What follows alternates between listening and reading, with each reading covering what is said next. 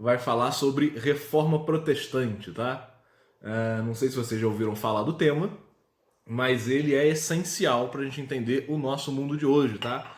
Nós vivemos hoje em um mundo essencialmente protestante, tá? Principalmente aqui no ocidente do mundo, né? Na linha ocidental do nosso planeta, nós vivemos em um mundo essencialmente protestante. Eu vou explicar para vocês o porquê ao longo das próximas 2 aulas, tá? A gente vai começar hoje, vai terminar semana que vem, como é o suposto aí de cada unidade do livro, tá bom? A primeira coisa que vocês têm que saber é o seguinte, né? Para a gente entender reforma protestante, a gente precisa tá lembrando, tá entendendo direitinho como é que funcionava a Idade Média, não é? Porque eu falei com vocês lá no último bimestre, quando a gente estava estudando a Idade Média, quando a gente começou a ver aí o fim da Idade Média, que o mundo moderno, ele é um mundo que ele existe, ele se apresenta em contraposição, não é, ao mundo medieval, tá? Qual era o principal elemento ali da Idade Média, né, do feudalismo europeu? O que identificava aquilo ali como Idade Média? A gente falou isso várias vezes, que o principal elemento medieval era o que a gente chamava de elemento cristão, não é? Era a força da religião cristã na Europa, tá? Quando a gente fala em Idade Média, essa força, essa igreja cristã, ela é qual igreja especificamente? Ela é especificamente a igreja católica, tá? A Idade Média Europeia, ela era cristã e católica, tá? Pelo menos até ali até o ano de 1054, quando a gente vai ter o chamado Cisma do Oriente, tá? Ih, caramba, coloquei um negócio aqui errado. Era para sublinhar, não para arriscar. Como é que eu volto? Não volto, tá? Quando a gente tem o Cisma do Oriente, a gente vai perder um pouco essa dimensão aí de essencialmente católica, porque a gente vai ter uma divisão entre Igreja Católica Romana e Igreja Ortodoxa no Oriente, tá? Porém, é importante a gente saber que mesmo quando a gente teve o Cisma do Oriente, manteve uma coisa que era chamada unidade cristã na Europa. Por quê? O que baseava, né? Em que se baseava a unidade cristã europeia? Vou abrir aqui o resuminho de vocês dessa semana. Tem 2 paginazinhas, olha, bonitinho, tá? A unidade cristã na Europa, ela era baseada num conceito chamado sucessão apostólica, tá? Já ouviram falar nisso? Alguém? Sim? Não? O que era a sucessão apostólica, pessoal? A sucessão apostólica era o seguinte: se a gente pegar o Papa, por exemplo, ou o patriarca das igrejas ortodoxas, a gente vai ver o seguinte, né? Eles são ordenados ali sacerdotes, né? Existe todo um rito para que ele deixe de ser uma pessoa laica para ser uma pessoa comum e se torne um sacerdote, tá? É um rito religioso lá. Tanto o Papa quanto os patriarcas, eles vão recebendo o seu cargo ali episcopal, né? Eles são bispos da igreja cristã, católica, e eles vão recebendo ali o seu cargo, o seu episcopado, através da formação de um outro bispo, tá? Ou seja, ele vai lá, um bispo sagra outro bispo, que sagra outro bispo, e assim vai. De modo que se a gente for voltando em todos os bispos, né, que o bispo que sagrou o outro, que sagrou o outro, que sagrou o outro, tanto a Igreja Católica Romana quanto a Igreja Ortodoxa, elas vão dizer que a gente vai chegar lá nos apóstolos de Jesus Cristo, tá? Isso é o que se chama sucessão apostólica, que a sagração vem lá dos apóstolos e vai passando de bispo por bispo até chegar no Papa ou no Patriarca, tá? Então, quando houve a ruptura do Cisma do Oriente, ainda assim se manteve a necessidade de que o líder religioso ele fosse ordenado dessa maneira, tá? Ele fosse membro do que era chamado de sucessão apostólica. Isso vai manter, de certa maneira, na Europa, o que se chama unidade cristã.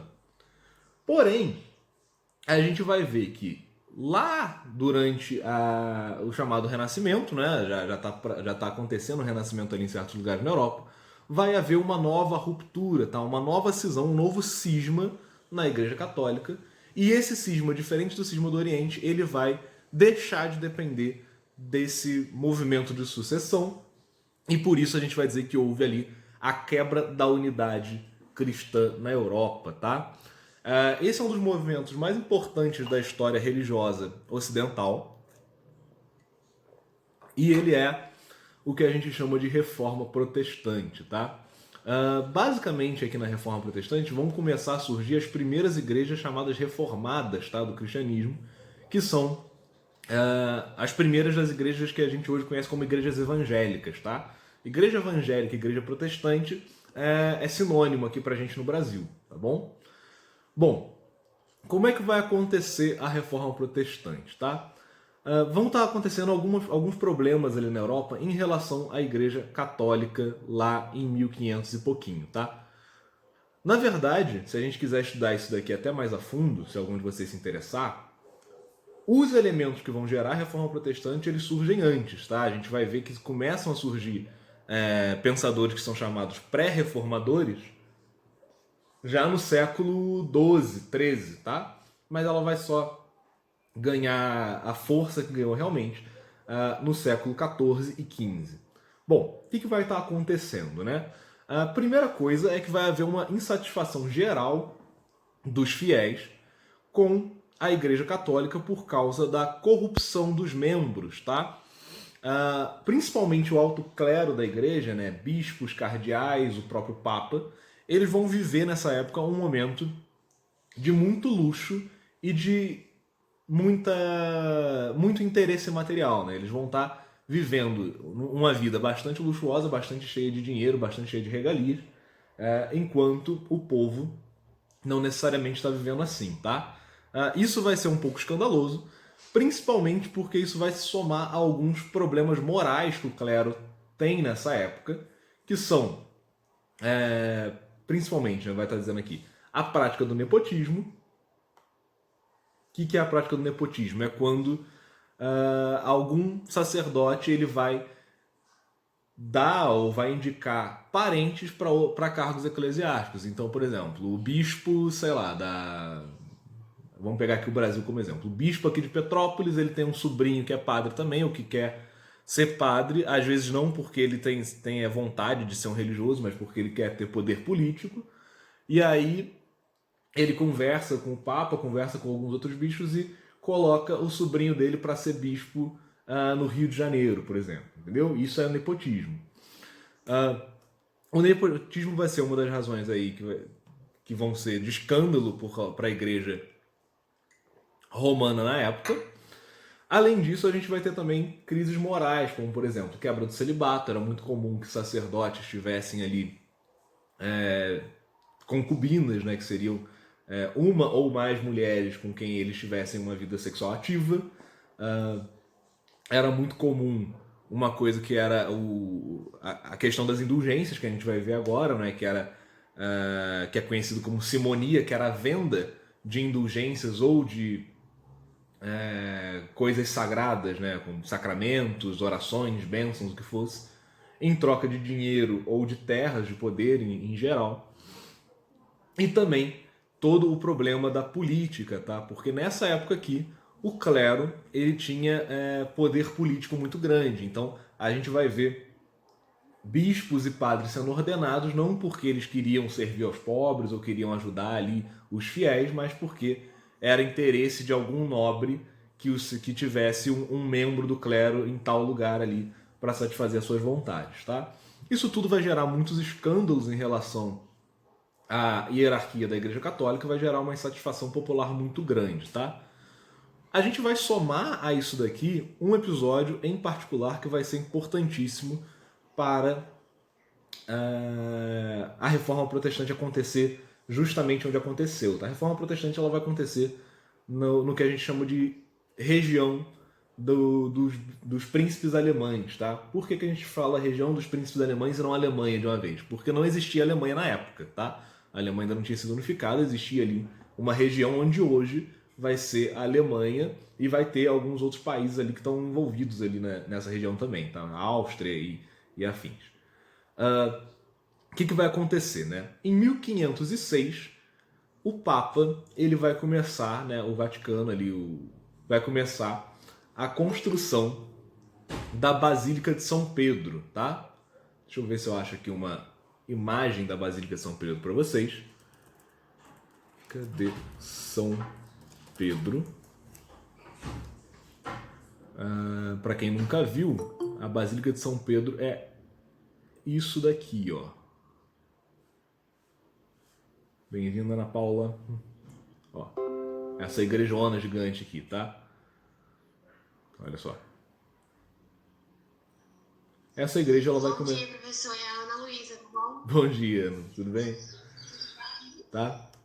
Isso daqui é a Basílica de São Pedro, tá? Essa igreja vai começar a ser construída em 1506. Para vocês terem uma ideia, a gente chegou a falar sobre isso nas aulas de Idade Média, se eu não me engano. Igrejas, nessa época, são uma das coisas mais caras para se construir, tá? Alguns historiadores chegam a aproximar o valor de construir uma igreja, uma grande catedral, ao valor que hoje em dia, né, ao custo que hoje em dia a gente teria para mandar alguém para o espaço. Porque era muito caro você construir isso. Não vai ser diferente com a Basílica de São Pedro, tá? Vai ser uma igreja extremamente cara, custosa ali para ser construída. De onde é que o Papa vai tirar dinheiro para construir isso daqui? Ele vai fazer o seguinte, ele vai fazer uma moção pedindo aos bispos do mundo inteiro ali, da Europa em específico, né, mas de qualquer diocese que estivesse ligada à Cúria Romana, ele vai pedir que os bispos enviem parte do dízimo para auxiliar na construção da igreja, tá? Além disso, ele também vai receber apoio de nobres da Europa toda, que vão enviar parte do recolhimento de impostos também para a construção da basílica. Obviamente, isso quer dizer o quê, não é? Que o povo que pagava o dízimo, que pagava os impostos, ele vai começar a ter mais contas para pagar, né? Porque vão gerar aumentos, isso vai gerar aumento nos impostos que eles pagavam normalmente, e isso também vai gerar uma pregação mais compulsória na exigência do dízimo, tá? Além disso, vai acontecer o seguinte, o Papa na época é o Leão X, tá? Ele vai fazer uma coisa, ele vai conceder indulgências, isso daqui, para quem desse esmolas para a construção, tá, da basílica. Então, além do dinheiro que as pessoas já pagavam para o dízimo e para os impostos que iam ser revertidos ali na construção, também havia muita gente que começava a dar dinheiro especificamente para isso, tá? Não é que ele fazia uma coisa ou outra, ele pagava o seu dízimo, pagava os seus impostos e também pegava algum dinheiro que sobrasse e dava de esmola para a construção da basílica, tá? Entregava lá para o padre, para o bispo, e aquele dinheiro era revertido para a construção da Basílica de São Pedro. Isso daqui vai virar um problema, tá?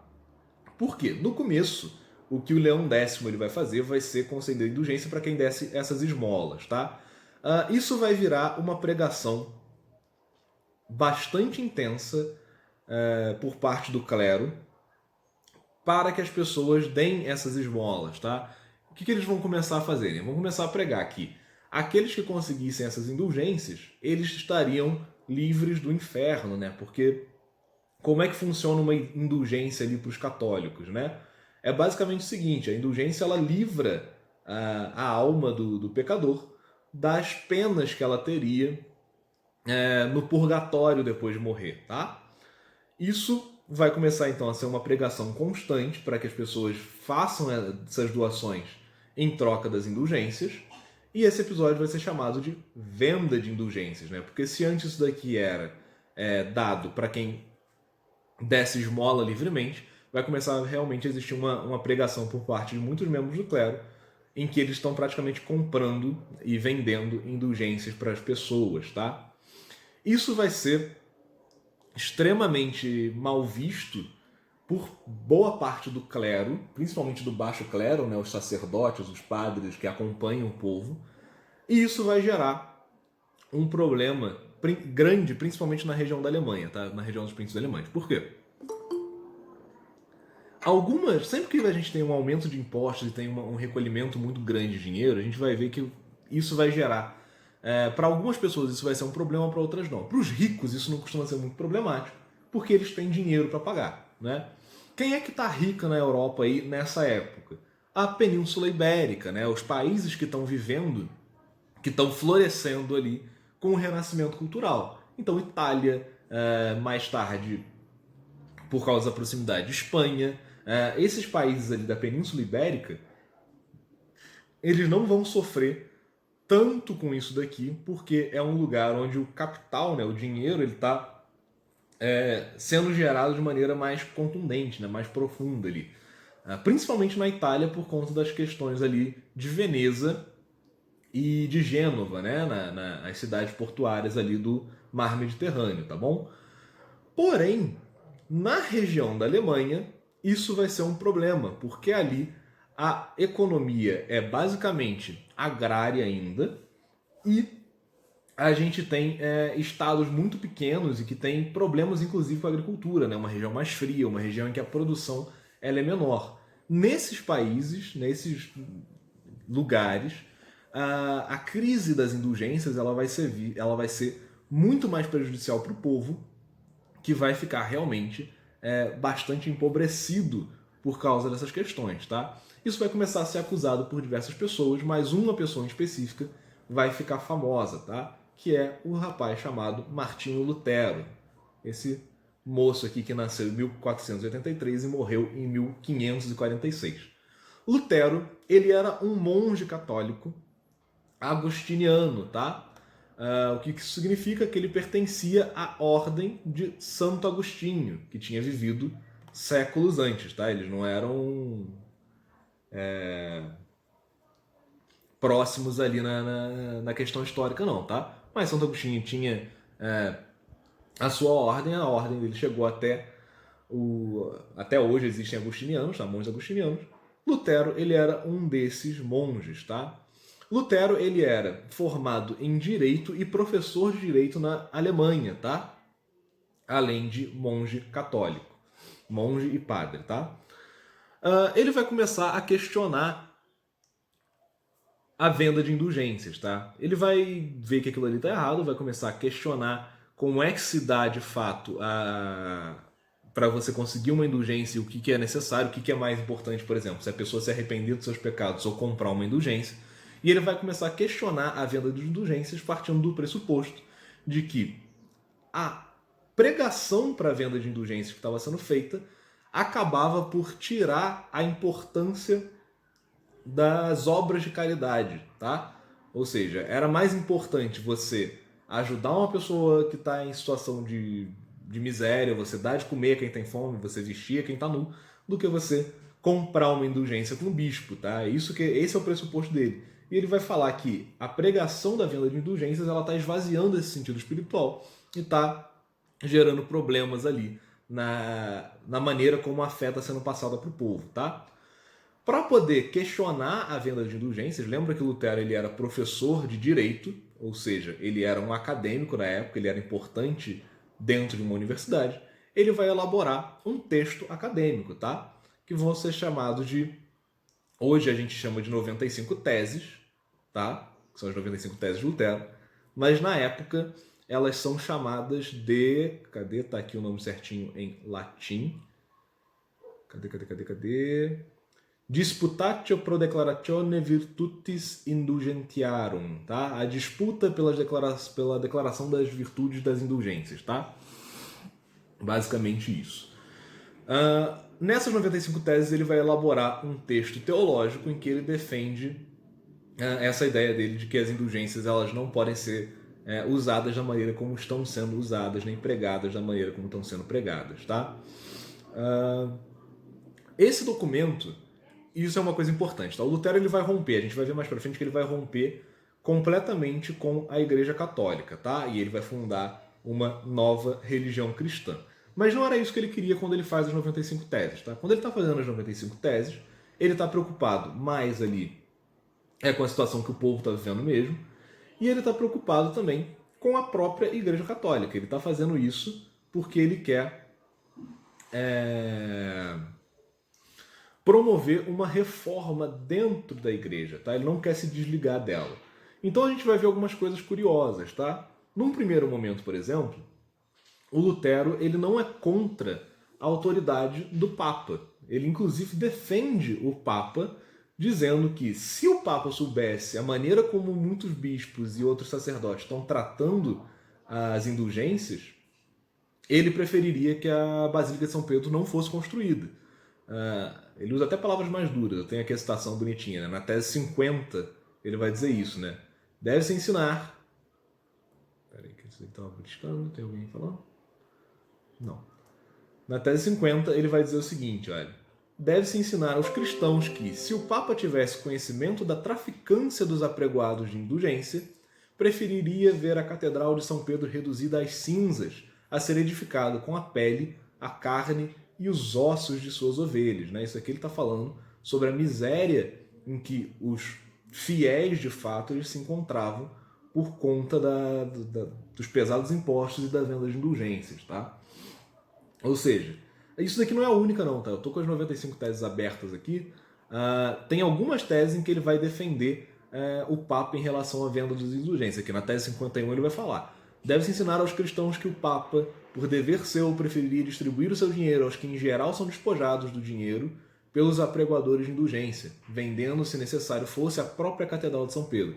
Então ele vai ter várias teses aqui, né? Vários dos pontos das teses dele.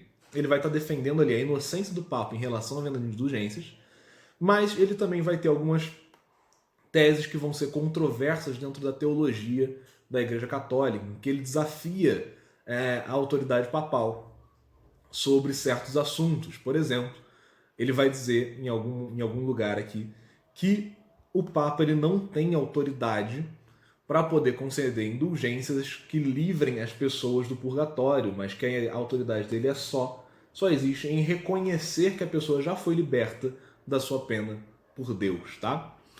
Isso vai gerar uma disputa teológica e o Vaticano vai enviar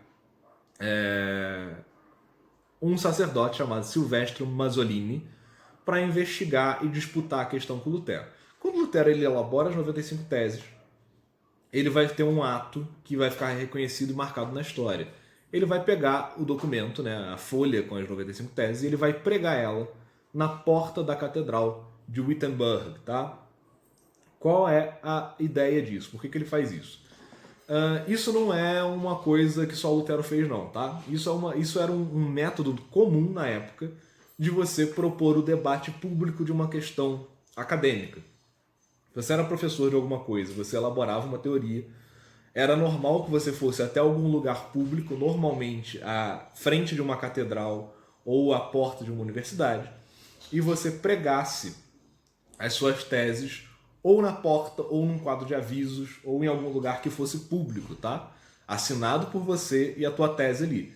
Qual que era a ideia disso? É que expondo aquilo ali em um lugar público, você abria de maneira mais fácil ao que se chama de questão escolástica, tá? Que era a disputa argumentativa das teses que estão propostas. Tá? Você abria aquilo ali para debate e com o debate você conseguia refinar as suas teses ou ter elas refutadas. Tá? Até hoje, vocês vão ver isso quando vocês estiverem na universidade, né? Quem for fazer universidade aí, quiser se aprofundar na vida acadêmica, isso existe dentro do meio universitário de alguma maneira, né? Quando você termina lá a tua graduação, você tem que fazer um trabalho de conclusão de curso e você vai apresentar isso para uma bancada, né? Normalmente tem ali o teu orientador e tem alguns professores que existem justamente para poder te fazer perguntas, questionar suas ideias e tentar mostrar que você está errado. A ideia é que você, sob a pressão ali de quem está te questionando, consiga dar as razões de você estar defendendo as suas ideias.